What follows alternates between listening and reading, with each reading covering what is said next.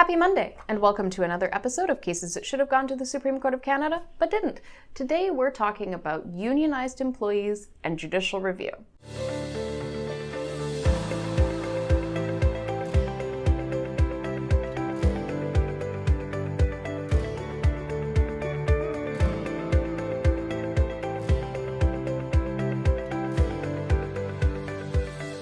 Cases that should have gone to the Supreme Court of Canada, but didn't.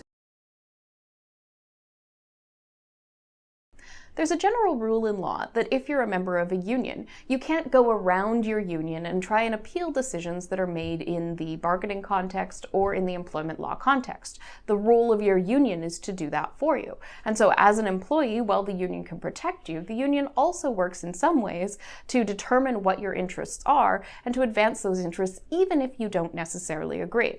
Mr. Aurora was faced with this situation, and he applied for judicial review of a decision made in the employment context in relation to him without the support of his union. He attempted to try to circumvent the union, bringing a judicial review, and brought one on his own. His case was dismissed right away on the basis of the fact that he was represented by a union, and the union was not the ones bringing the judicial review. And this case raises important issues about whether this is really fair.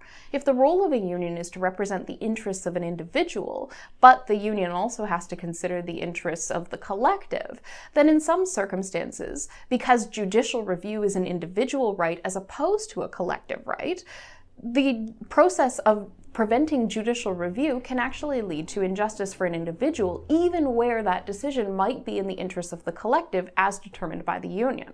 And although there are some exceptions to the rule that you can't circumvent your union, Mr. Aurora did not seek one of those exceptions.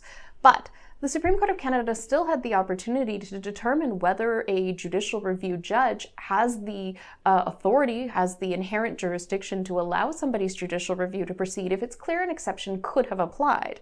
And unfortunately, the Supreme Court of Canada didn't get into this issue. The Supreme Court of Canada also could have considered whether it's even fair to create this system in the first place that prevents people from asserting their individual rights simply because they're in a union context.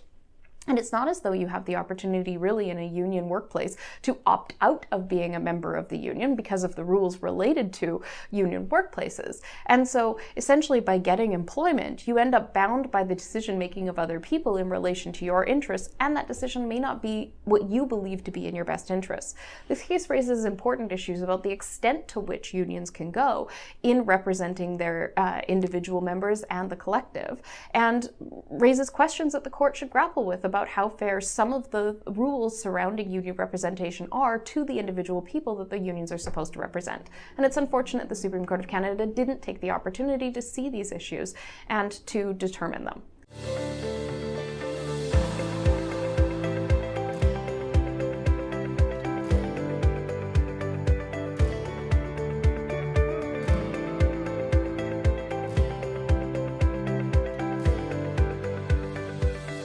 Cases that should have gone to the Supreme Court of Canada, but didn't.